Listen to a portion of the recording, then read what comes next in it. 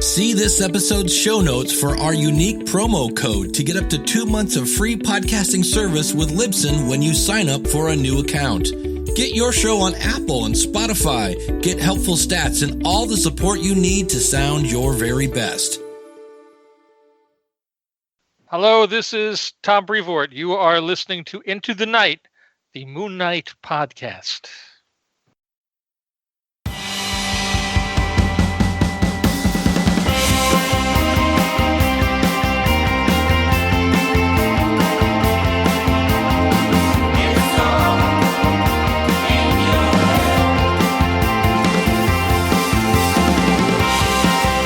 Yes, welcome back, loony listeners. You are listening to Into the Night, the Moon Knight podcast.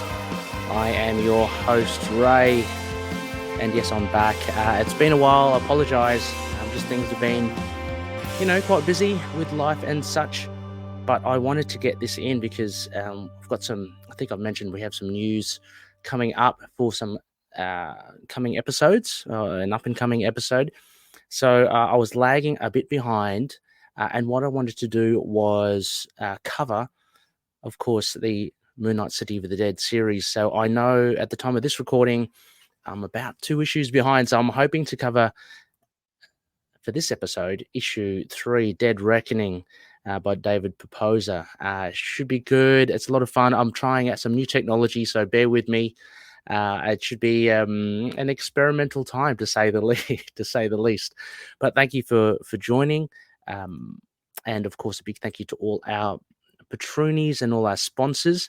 A big thanks to all the patroonies and our principal sponsors within Patreon, as well as CLZ Comics and Dreamland Comics from Schoenberg, Illinois.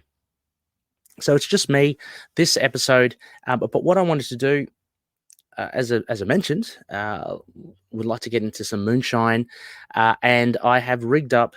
I don't know how successful the batteries might run out, but I've rigged up a camera to show you my copy of it as I discuss it. I'm hoping then to release another episode shortly after this one to cover issue 4, and later in the week, Rebecca and I, Touchwood, will be chatting with David Pepose as well to get his thoughts on his experience with writing Moon Knight.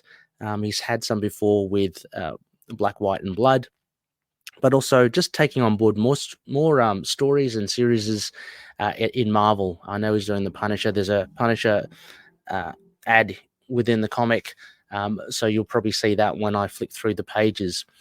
But anyway, I think without further ado, look, this might be a quick episode just to let you know.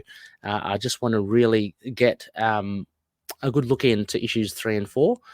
So before I talk and ramble more, let's get into it.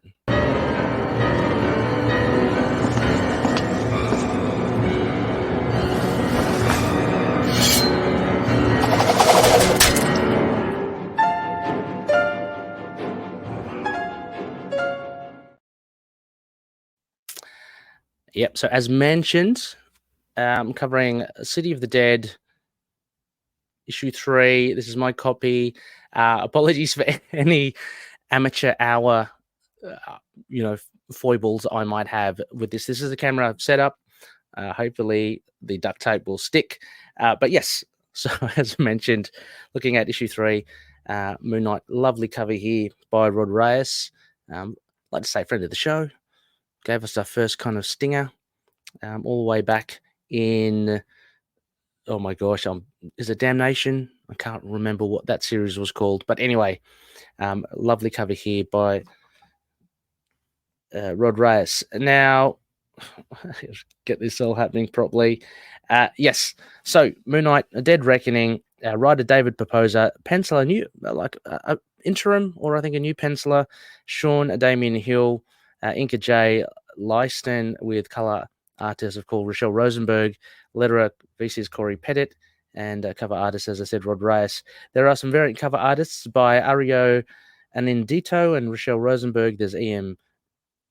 I don't want to say Geist. I'm not sure if it's Gist or Geist. Awesome artist. And we have editor Tom Brevoort as well, helming with associate editor Annalise Bisa. and Martin Byro, which we always mention. So I can't leave them out.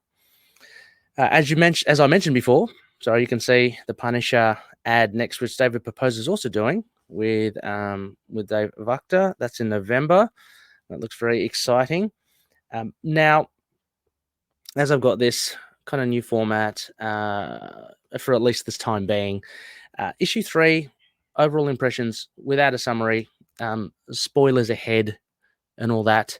I'll kind of, look, summary-wise, if you haven't read it, basically Moon Knight is captured by all the dead villains that he killed in the Duat, or the afterlife, and they're kind of torturing him. He gets saved by Layla, the Scarlet Scarab, and they kind of link up as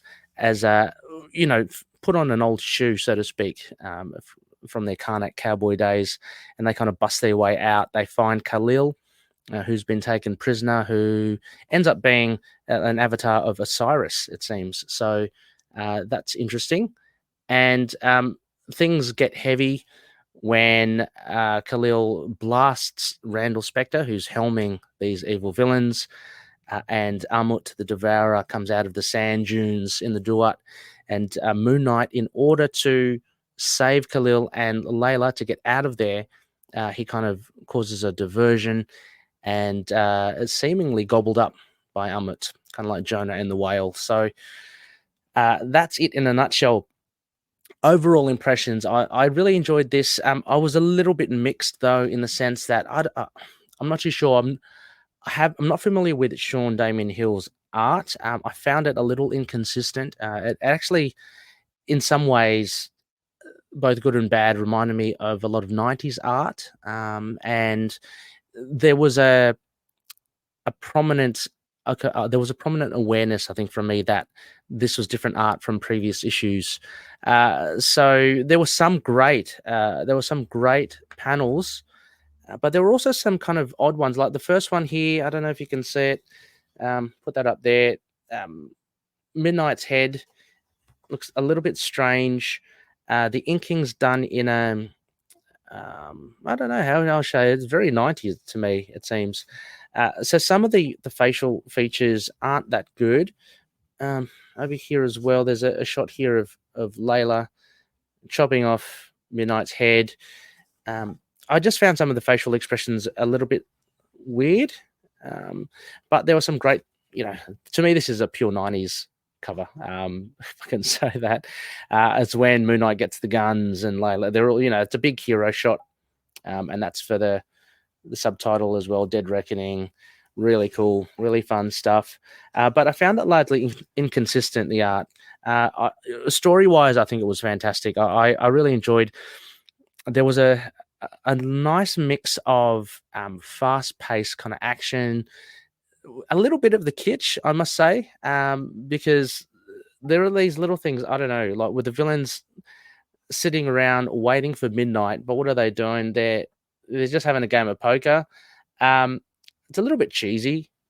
I don't know. It just seems like I feel maybe Pepose could have, I don't know, thought of something else for them to do. I know it's a strange one because I guess as you write and as they're talking, they've got to do something, right? So what are they doing? Are they kind of shining their weapons, or are they playing poker, or are they on another job? That sort of stuff. I found poker a little bit cheesy. I don't know, because they're in hell or the afterlife, and I don't know why they're playing poker. Maybe that's something they really like to do. So, but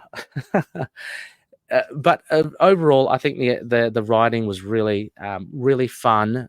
It was light because there's a lot of banter between Layla and Moon Knight, which kind of gave a bit of levity here and there. They're calling each other darling, and all amidst bazookas going off and machine guns going.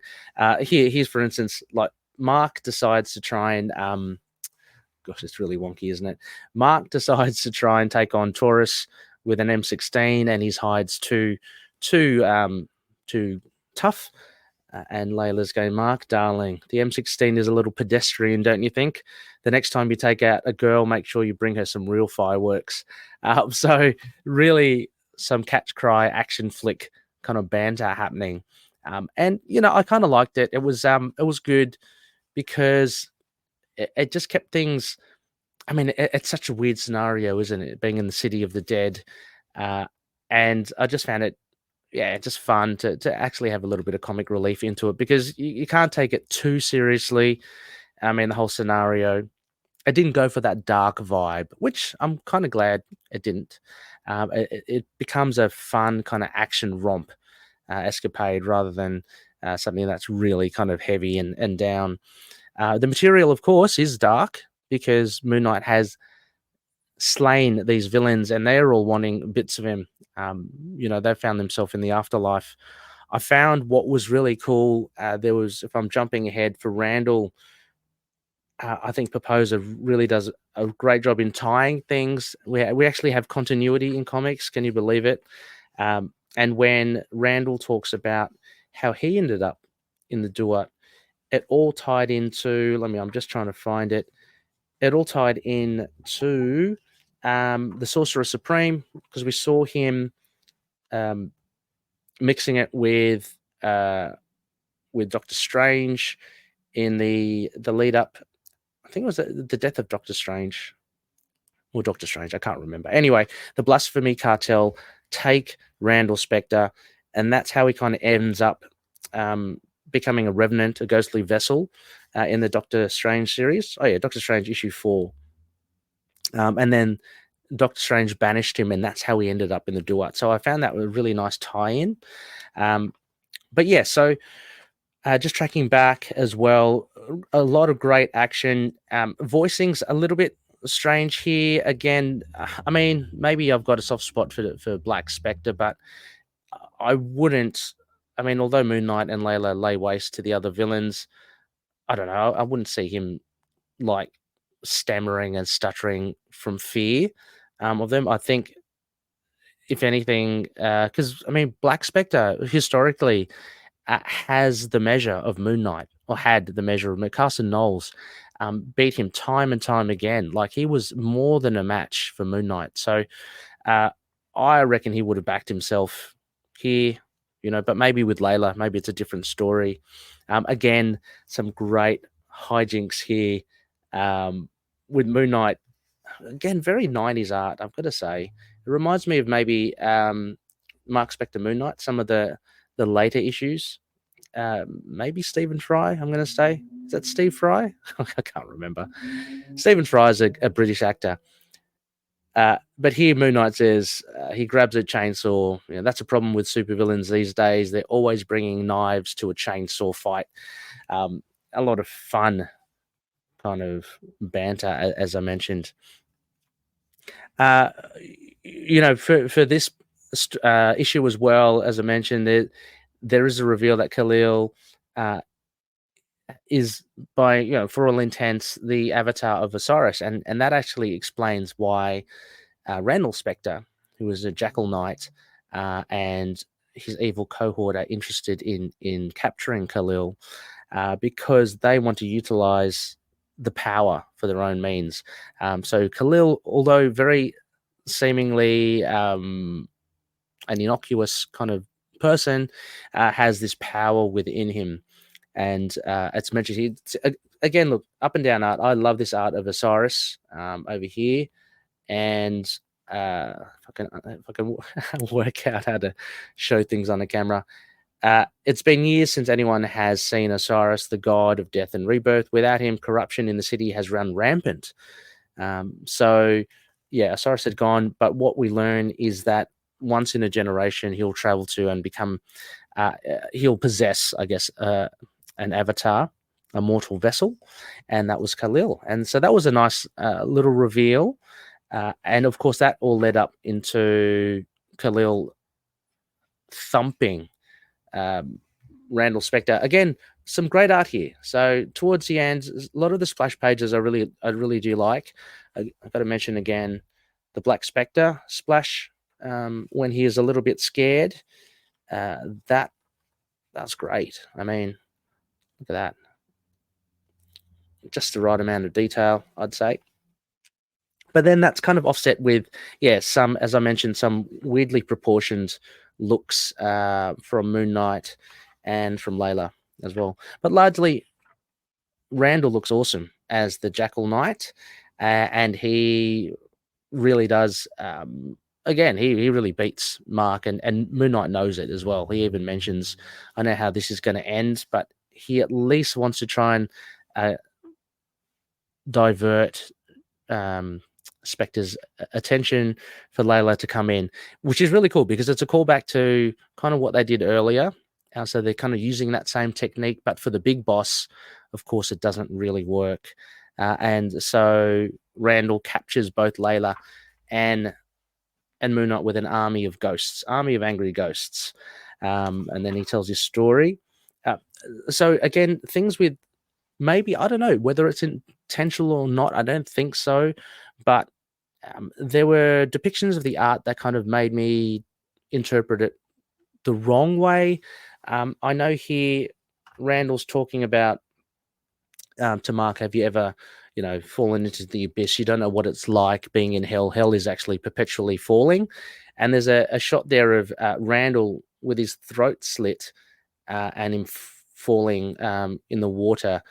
Now, Marc has gone through that himself as well, more or less in the Scarlet Redemption. So whether or not, I mean, I guess that's true. Randall wouldn't have a clue that Marc had been through that sort of thing. But that image just evoked to me when Marc was underwater and then he had hallucinations and visions from KHONSHU as well. He saw his father and was very kind of cerebral, that Mateus run. But with the announcement or the reveal of Khalil being an Osiris avatar, he really just shoots Randall out, which is really cool, and that kind of sets up for the final kind of scenario as well, which I did not expect at all, which was really cool. Things go really large in scale. So I'm at the Devourer.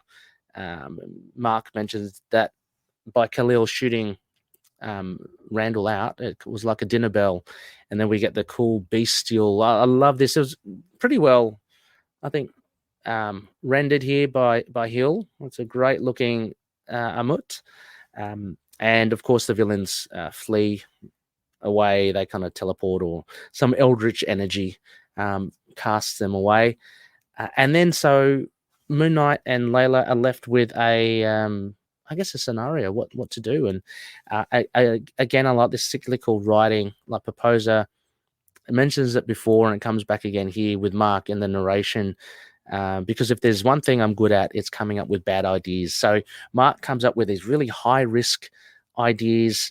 He's a bit of a gambler. He loves like throwing the dice, but he puts himself on the line here, and Layla knows what's happening. And this will set us up for the next issue, which I can't wait to review. Because I mean, we get some loose ends. We get Randall, Spectre, and the villains who, for all intents, they're killed in the afterlife. So they're not really. I mean, that was one of the things I was kind of thinking as well. Like when Marc brings the guns to them, and they fight and they're tortured. I mean, I guess that's it. I guess when they're torturing Marc, none of it's kind of like the same as in the physical realm, right? Because they're in the Duat. But I guess you can die again. I'm sure you can be resurrected. Maybe the Jackal Knight will resurrect the likes of Chainsaw and Midnight and Plasma, who I assume Master Sniper, he got one to the kneecap. I'm assuming they were either incapacitated or actually terminated. I'm not too sure, but anything goes in the afterlife, so they might come back. They all get whisked away. Oh, actually, sorry, I do see it down here. Midnight has his head attached again, and he's kind of getting up. So, and Torres as well, after being blown apart with a bazooka, it looks like he's up and running. So they'll be back. So Marc and Layla have to deal with that. But in the meantime, so after a great establishing shot, I'm at here. I felt maybe the art was a little bit lacking for these panels. Again, I don't know whether the lack of inking, the backgrounds. Look, there's nothing wrong with having no backgrounds, but I guess it was really prominent here. So I don't know, there just seemed to be a lack of detail. But having said that, of course, Hill's a fantastic, a fine artist. It might be time constraints, that sort of stuff. But Marc, yeah, he leads the Duat. Is the Duat? I think is the Duat the vessel itself. I'm going to call it the ship. He leads a ship into Umut to try and distract it. And the best way he can do that, of course, is lovely. Now, this is a cool little splash. It reminded me a little bit of Serpent War. Is that Serpent War? Yeah. With Conan. Just nice monsters. And Marc seemingly in the ship or the Duat or whatever it's called. I can't remember. At least looks like he gets ingested. But he's still intent on finding Layla, finding Khalil, and actually chasing down his brother Randall as well. So it all sets up for a pretty cool. This is the cover for issue 4. It looks very fractured here. So we get some really nice pictures. There's one in the top left there, kind of Lemire related, of him in an asylum, it looks like. There's the Kang. There's that annual with Moon Knight and Kang. Then there's here with the Mjolnir. It's the Age of KHONSHU. We also get, I guess, the Jed MacKay run with Hunter's Moon over there. And then we get the classic at the bottom here, Werewolf by Night and Bushman, more from the original Volume 1. So it looks like Moon Knight is going to take a trip through his life history, it seems, in the next issue. Maybe as he's being swallowed down the gullet of Umut, the Devourer. We don't know, but it looks good. So, I mean, overall, I would recommend this. I think it's going really well. As I said, a little bump for me for the art. It just look, I mentioned in another podcast that if art is not to my liking, usually I can work past it, and if the story is good, then it's good. And I did for this very much so. But if I am to be critical, I think that the art, just did stand out for the wrong reasons, and it was inconsistent because there were some great panels there that I did like. Writing wise, I'm loving what Pepose is doing with the voicings of Marc and Layla. It's a lot more. It's a far cry from the likes of Charlie Houston and David Finch, that sort of run. It's more akin to the Jed MacKay run, the current run, because Moon Knight is not totally light, but this one he's kind of like light and cheesy. So he's more leaning towards like the 90s version, I would say, just because of the scenario as well. And I've got to say that City of the Dead, I really do like the scenario. Like I do like the idea that we get Moon Knight. Yeah, he's not street level. He's working in the afterlife, and we're getting into that Egyptology, which Pepose has promised earlier on, and he's kind of delivered with Khalil being the avatar of Osiris. So we're getting more and more deities in there, and by seeing Umut the Devourer was really fun too. So a lot of things to like about City of the Dead, and I would highly recommend it. I would give this issue, I don't know, I would give it a 7, maybe a 7 out of 10. So that would be, I don't have it either. Getting Small Moon, maybe, or is a Big Beautiful Yellow Man. One of those from KHONSHU's rating system. Definitely worth checking out as well. So, yeah, so that I thought was really cool. I can't wait to talk to David Pepose about this run. And of course, again, at the time of this recording, I will record hopefully very soon, and I'll drop it soon, the review on issue 4, which I absolutely can't wait. So I've got to get on my LCS and pick that up as soon as I can. Loonies, that will probably be it for this episode. It was a short one, but I'm running on borrowed time here as well. I need to catch up, and I hope there was enough discussion there to get a sense of issue 3. Let this discussion not be the end, of course. Please hit us up on all our social media platforms. Let me know what you think of the City of the Dead. Are you enjoying it? Is it a little bit different for you? Do you prefer the street level? What do you think about the voicings? I think the pacing is great. I love the action. I think it's great to see the old classic villains as well. But yeah, let us know what you think. As well as I'll try to put a discussion post for issue 4 too. But if you do get in comments that you like discussed on the show, please get them in quick sticks, because I'm hoping to record in less than 12 hours, I think. So going for round 2 for today for another episode. So I'll get this one out soon. I might then just bypass the early access. Sorry, Patroonies. Just because I want to get this out for everyone to hear straight away, similar with issue 4. Speaking of which, just a little bit of housekeeping. Patroonies, just because I have been missing for a while and I feel very guilty about that, I might go for a freeze on the Patreons. Thank you so much for your support. I absolutely appreciate it and love it, but I can't justify it if I don't produce the content for you. So I'm thinking for November and December, potentially I'll just freeze it. Of course, I'm still ever grateful for your support, but it's just a gesture for me to kind of say, sorry for not being able to produce content as thorough and as regular as I would hope. But yeah, as I mentioned, things are busy here at home. Just that and work. So trying to get some stuff out. Phil will probably say I've been distracted with things. Maybe a little bit of that too. It's just so much fun playing some games. I don't know if anyone is a gamer. I think Dustin, Cold Case. I don't know. I think you were a gamer if you're still listening. Yeah, I've just cracked into it, and it is very, very fun indeed. But I will not forget about, of course, our beloved Moon Knight. So I'll be back for more. And I should actually also say as well, for everybody, you can contact us at feedback@itkmoonnight.com. We've still got the website, itkmoonnight.com. We're on Facebook, Twitter, Instagram, YouTube, Discord, and Blue Sky.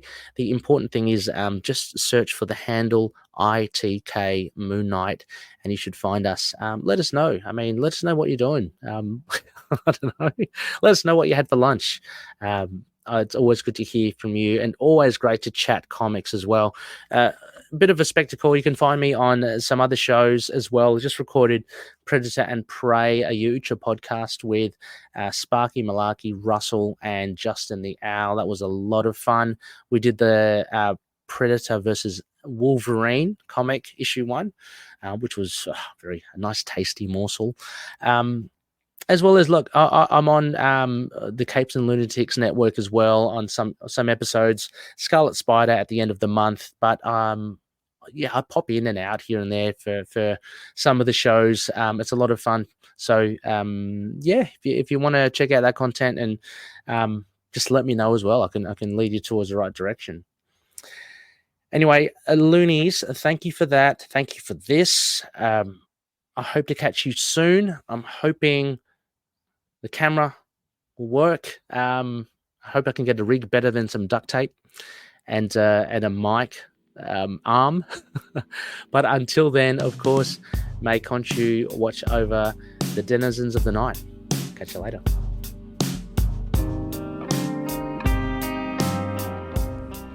Moon Knight and affiliated characters, stories and events are properties of Marvel Characters Incorporated.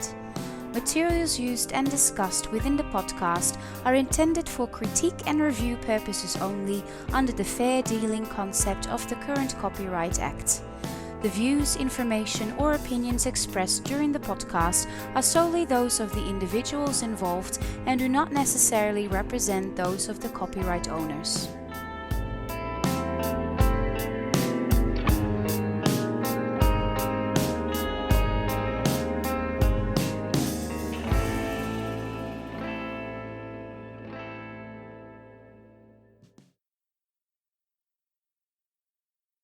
We Are Venomaniacs is the Venom Site official podcast for all of your symbiote news, reviews, and point of views about Venom-related comics, movies, television, animation, and merchandise.